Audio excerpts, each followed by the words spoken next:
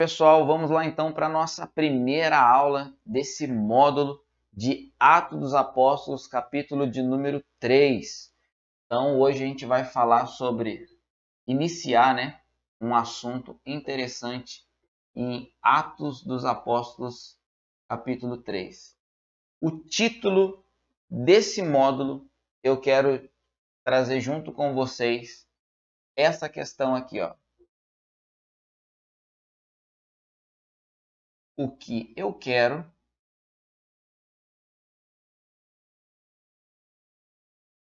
e o que eu realmente preciso. Essa é uma indagação que a gente pode fazer por muitas vezes, já fizemos, eu já fiz muitas vezes. Ah, mas eu quero isso. Mas é isso que eu realmente estou precisando? Ou é daquilo que eu estou precisando? A grande questão é que às vezes a gente fica tão fissurado em algo que a nossa cegueira vem nessa situação. Eu quero, mas o que eu realmente preciso? E essa aula é o que vai nortear você a saber fazer melhor as suas escolhas. Estou dizendo que eu não posso ser proibido. Não, não é questão de ser proibido.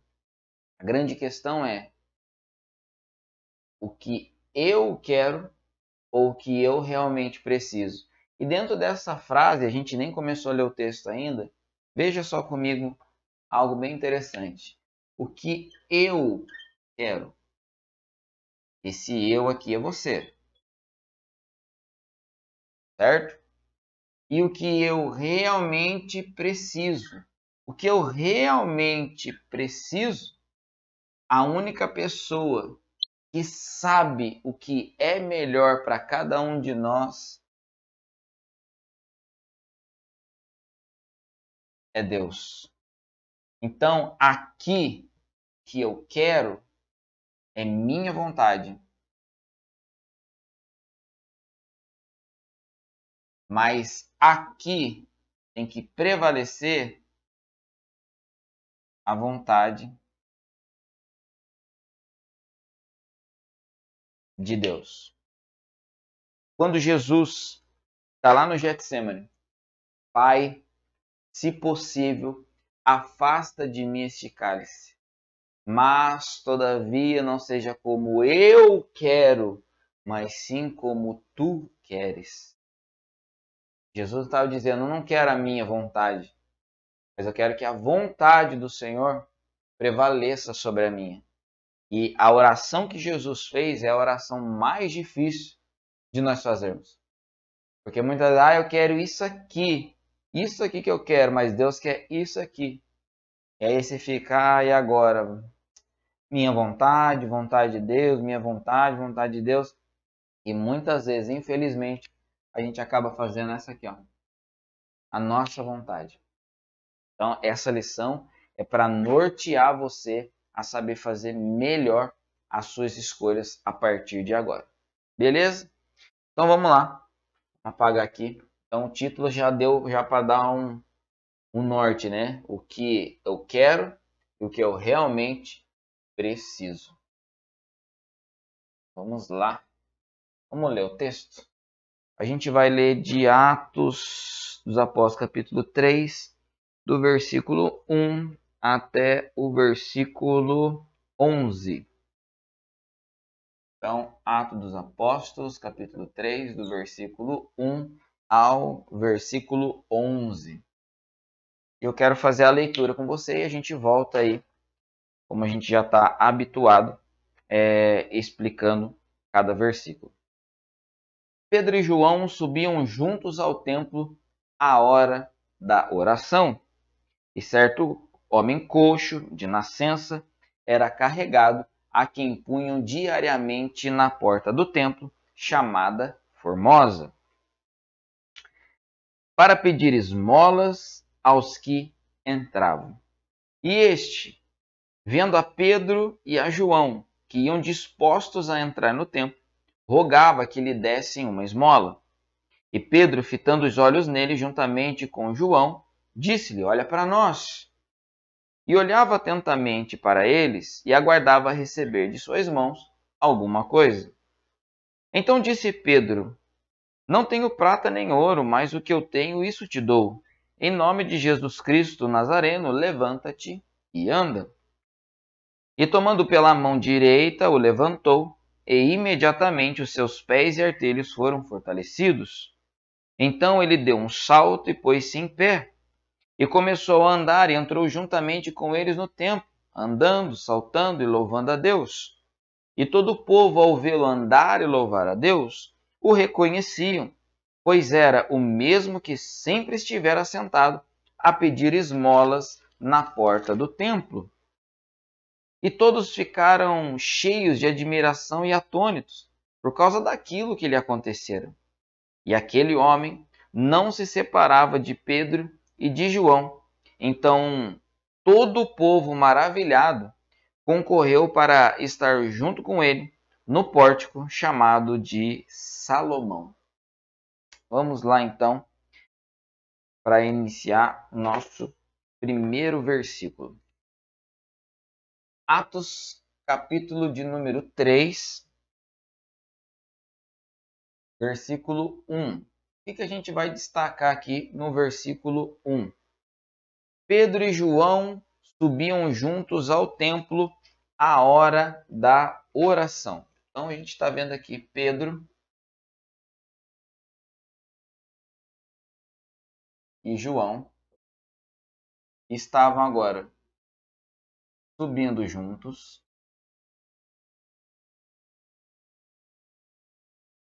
ao templo, no templo, a hora da oração.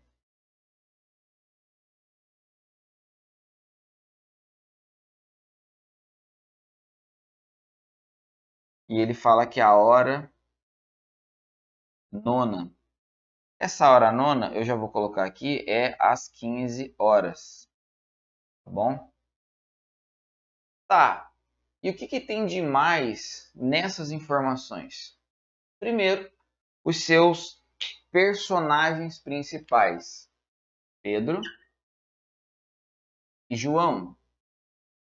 Para a gente começar a nortear a nossa aula, está dizendo que Pedro e João subindo juntos. E será que sempre foi assim juntos? Sem concorrência? Não. Quando eu olho para esse texto, eu vou falar para você a respeito de João, capítulo 20, versículo 4. Vamos lá. João, capítulo de número 20, versículo de número 4.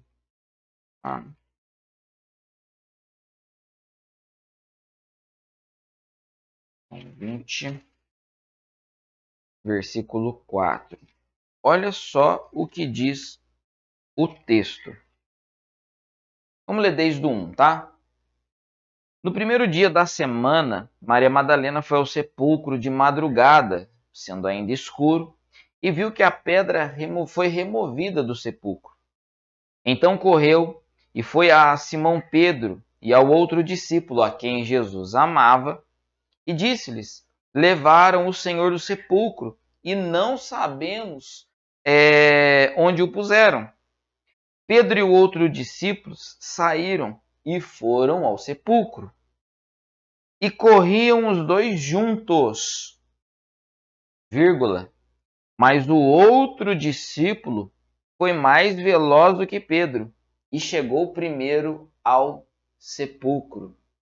Então eles estavam juntos até certo momento, mas o outro foi mais veloz, ou seja, saiu na frente e deixou o outro para trás. Isso aqui é óbvio, está escrito. E abaixando-se, viu que os lençóis de linho foram deixados ali, mas não entrou. Chegou, pois, Simão Pedro, que o seguia, e entrou no sepulcro e viu os lençóis de linho do envoltório intactos, conforme ali tinham sido deixados. E o versículo 7, e o lenço de linho que estivera sobre a cabeça de Jesus não estava com os lençóis de linho do envoltório, mas enrolados num lugar à parte. Então, quando a gente começa a olhar esse texto, a gente está vendo que aqui em Atos, em João, no versículo 3, deixa eu marcar aqui, ó, no versículo 3, e a gente vai falar aqui do 4, no versículo 3, eles até estavam indo juntos.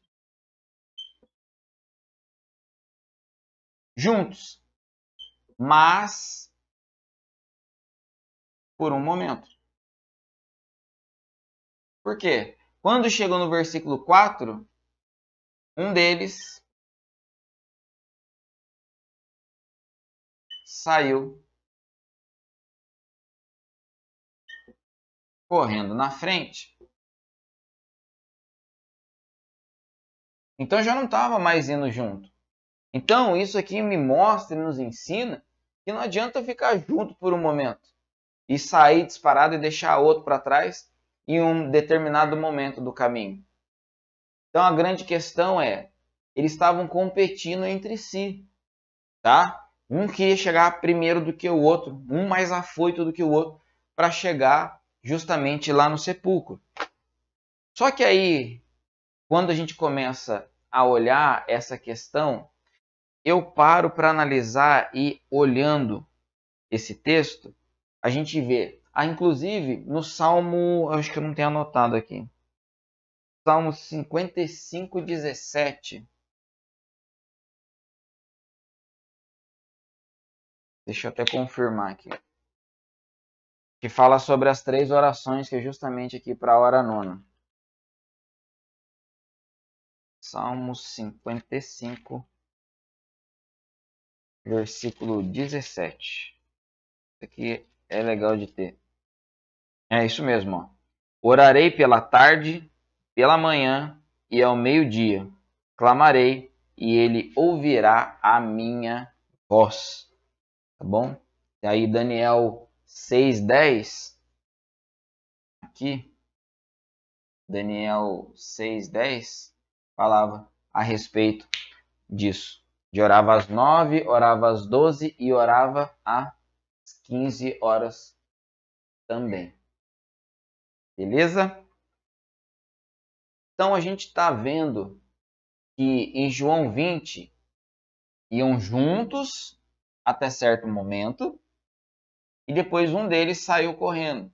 Então vamos colocar vamos dizer assim, ó, uma competição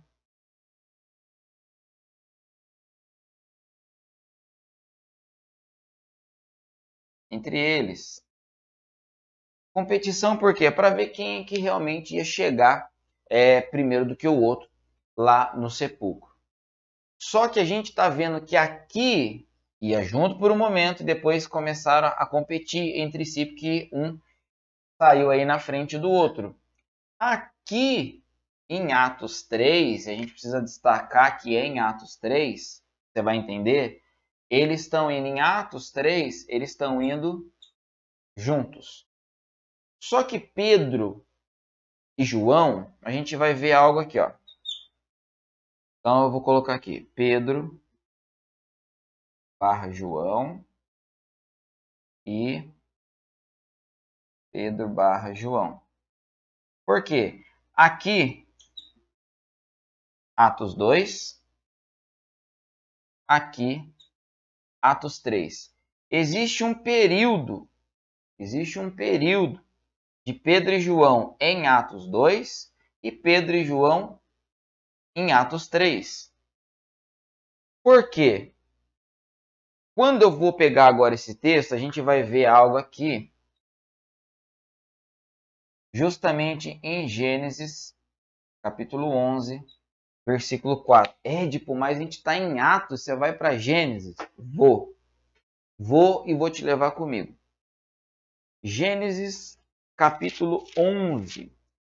Esse Gênesis, capítulo 11, versículo 4, fala de uma torre muito importante, a Torre de Babel, aonde Babel significa confusão, tá? E o principal aqui é o Nimrod, aqui. Mas vamos lá. Vamos ler desde o versículo 1 e a gente vai destacar o 4. Ora, toda a terra tinha só uma etnia e um mesmo idioma. E deslocando-se os homens para o oriente, acharam um profundo vale na terra de Sinar e ali habitaram. E disseram uns aos outros: Vinde, façamos tijolos e queimemo-los bem. Os tijolos lhes serviriam como pedras e o betume como argamassa. Aí vem Gênesis 11 e 4. Disseram mais: edifiquemos para nós uma cidade e uma pirâmide, em outras versões, uma torre, cujo cume chegue até os céus. Façamo-nos um nome famoso, para que não sejamos dispersos sobre a face da terra. Aí até no verso 5 vem dizendo: Então desceu o Senhor Jeová para ver a cidade e a torre que os filhos dos homens edificavam. E disse: Eis que o povo é um, e todos têm uma só língua. E isto é o que começam a fazer. Agora, haverá alguma restrição para tudo que eles intentarem fazer? Aí o verso 7. Agora desçamos e confundamos ali a sua linguagem, para que não se entendam entre si. Assim, o Senhor Jeová os espalhou dali sobre a face de toda a terra e cessaram de edificar a cidade. Por isso se chamou o seu nome Babel, porquanto ali o Senhor confundiu a língua de toda a terra, e dali o Senhor os espalhou sobre a face de toda a terra. Olha aí.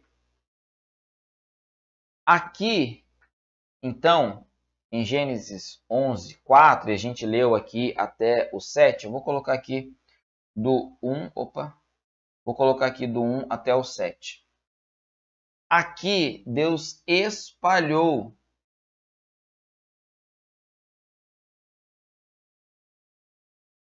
aqui o povo Deus espalhou o povo. Só que Deus não tinha a intenção de ver o seu povo separado. Não. Deus queria ver o povo dele unido, assim como é hoje. Deus não quer ver o seu povo disperso, quer ver o seu povo concentrado, não apenas numa reunião, mas concentrados em si, ali junto como um corpo, mas concentrado na presença de Deus, aonde a centralidade desse povo tem que ser Cristo. A vida das pessoas tem que ser cristocêntrica, aonde tem como centro Cristo. E não pode ser diferente disso. Tá bom? Então, aqui em Gênesis 11, Deus espalhou o povo. E essa grande questão a gente vai ver que Deus espalhou o povo, permitiu, mas vai chegar um momento em que Deus vai unir o povo novamente. Como? Atos, capítulo de número 2. Aí vamos lá. Atos, capítulo de número 2. Olha o que acontece, como o povo estava. Atos, capítulo 2. Ao cumprir-se o dia de Pentecostes, estavam todos reunidos no mesmo lugar. Todos reunidos. Vou botar a palavra aqui na minha versão. no mesmo lugar. Todos reunidos no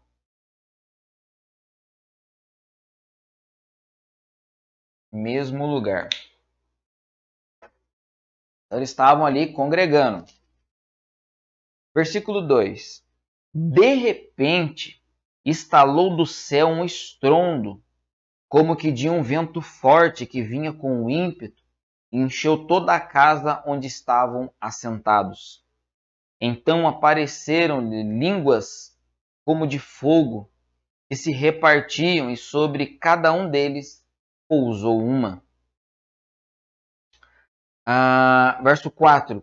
E todos foram cheios do Espírito Santo e começaram a falar em outras línguas, segundo o Espírito lhes concedia que falasse. Essas outras línguas não tem nada a ver com questão de língua estranha, língua dos anjos, não. Eles falaram na língua das nações que estavam ali presentes. Tá? Se não me falha a memória, a gente vai confirmar aqui, são 17 nações que estavam ali. Tá? Então não tem nada a ver com língua estranha, língua dos anjos, não. Aqui está falando, e começaram a falar em outras línguas, segundo o Espírito lhes concedia que falasse. Beleza? Então isso aí já é um ponto bônus aqui para a gente. Achavam-se então em Jerusalém judeus, aí entre as nações, judeus, varões piedosos de todas as nações que há debaixo do céu. Quando ouviu-se aquele estrondo, ajuntou-se a multidão e estava confusa, porque os ouvia falar na sua própria língua. Que própria língua? Na língua da sua nação. E todos estavam atônitos e se admiravam, dizendo uns aos outros: Eis aí, pois, não são todos esses galileus? Como, pois, os ouvimos falar cada um na língua em que fomos criados? Nós, aí entra as nações aqui, ó. Partos, medos, elamitas, os que habitavam na Mesopotâmia, na Judéia, na Capadócia, e no Ponto, e na Ásia, na Frígia, na Panfilha, no Egito e nas partes da Líbia, próximas a Cirene, e os forasteiros romanos, tanto judeus como prosélitos, cretenses e árabes, como os ouvimos falar em nossas próprias línguas das grandezas de Deus. Então, e todos atônitos fora de si diziam uns aos outros: o que quer dizer isso? E outros zombando diziam: estão embriagados com vinho novo. E aí Pedro vai acabar usando da oportunidade ali para poder ministrar. Mas a questão que a gente está querendo é: estavam todos reunidos no mesmo lugar quando veio o derramamento do Pentecoste.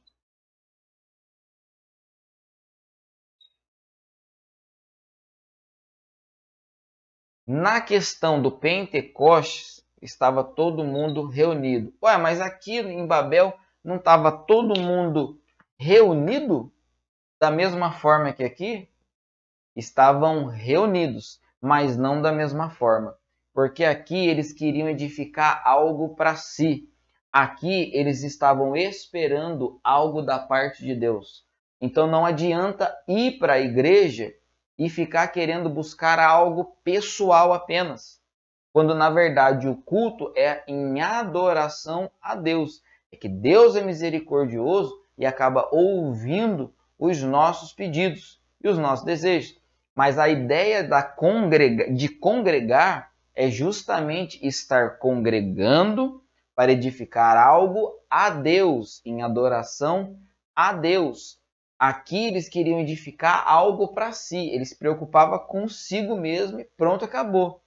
E o nome famoso aqui era justamente Nimrod. Se não me fale, deixa eu ver aqui, eu acho, para vocês aqui, eu acho que é Gênesis, deixa eu ver se eu acho.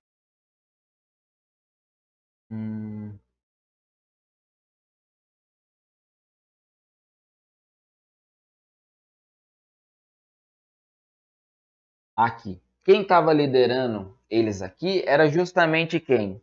Nimrod.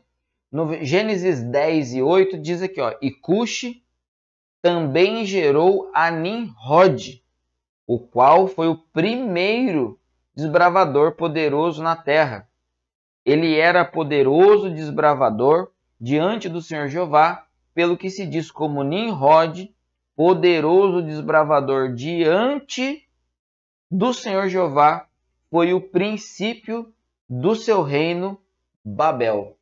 Olha aí, então o nome famoso que estavam citando justamente aqui em Gênesis 11 era esse nome famoso aqui, ó. Mas aqui em Atos 2, o nome famoso era um só. Qual? Jesus Cristo. Então eu tenho que tomar muito cuidado aqui com Babel para não criar justamente uma confusão na questão de quem é o nome famoso. Ah, é o pregador fulano de tal, é a cantora fulano de tal. E a gente vê muito disso hoje.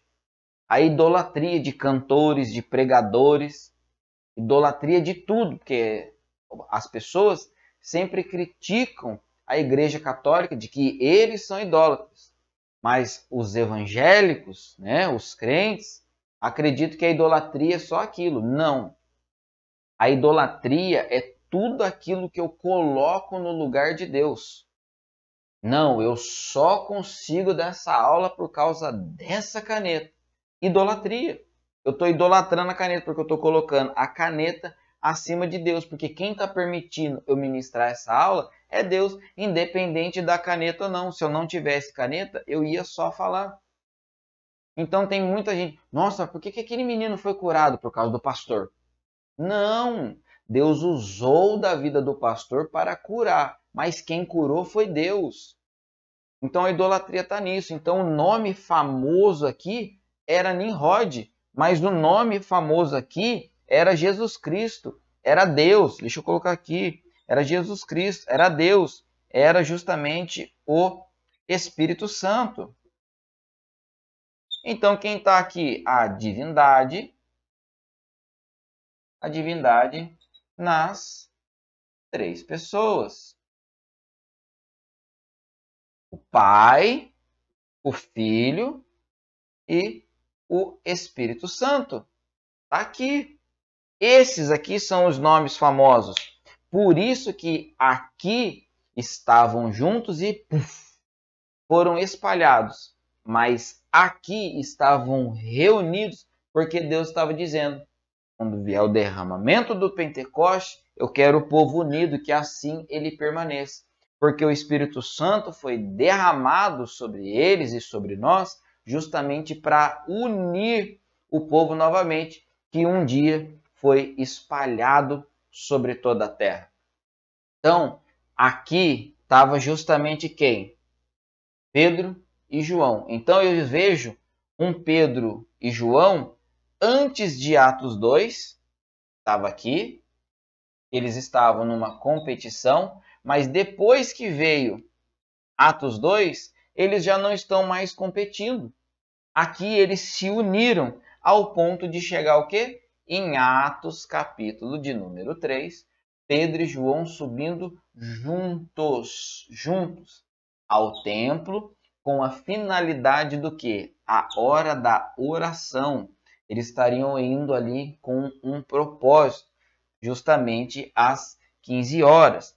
E eles não estavam indo para o templo simplesmente para orar, mas eles tinham um propósito muito maior do que a oração apenas. Deus iria usar da vida desses dois homens aqui não apenas para orar, mas eles teriam algo ainda maior, uma obra ainda maior, porque era o propósito e o desejo de Deus para eles estarem ali. Talvez, não sei, eles nem queriam estar ali. Isso a gente está conjecturando. Talvez eles nem queriam estar ali, queria estar em casa, queria estar fazendo alguma outra coisa. Mas Deus queria que eles estivessem ali. E por que eles estavam ali? Por causa de uma palavra chamada obediência. A partir do momento que eu sou obediente, Eu posso não querer estar no lugar que eu estou, mas eu estarei no lugar que Deus quer que eu esteja, porque através da obediência a gente vai descobrir qual é o propósito. Qual é o propósito de Deus para nós. Aleluia.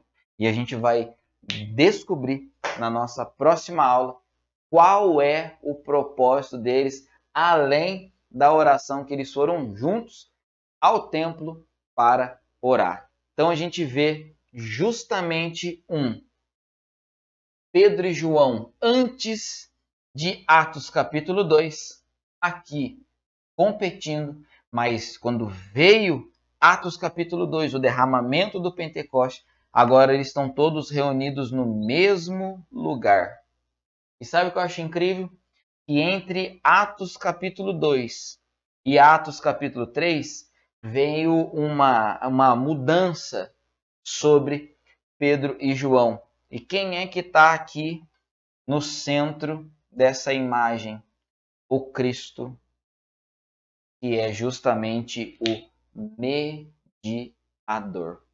Olha aí, desenho profético entre Atos capítulo 2 e Atos capítulo de número 3. A gente vê a atuação de Jesus Cristo atuando como um mediador. Então, na nossa próxima aula, a gente vai ver o que essa obediência gerou, que propósito é esse de Deus para nós, e no caso do texto aqui, para Pedro e João, além da oração no templo. Espero você na nossa próxima aula e que Deus te abençoe em nome de Jesus.